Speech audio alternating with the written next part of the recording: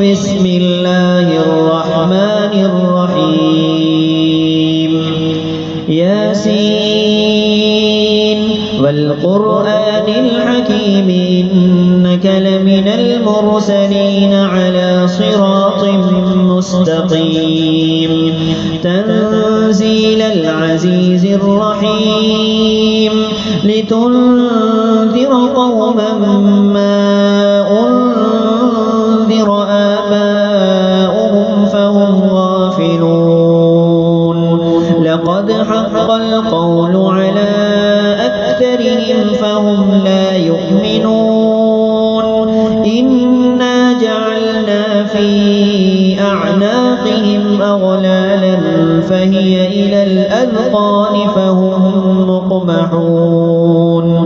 وجعلنا من بين أيديهم سدا ومن خلفهم سدا فاغشيناهم فهم لا يبصرون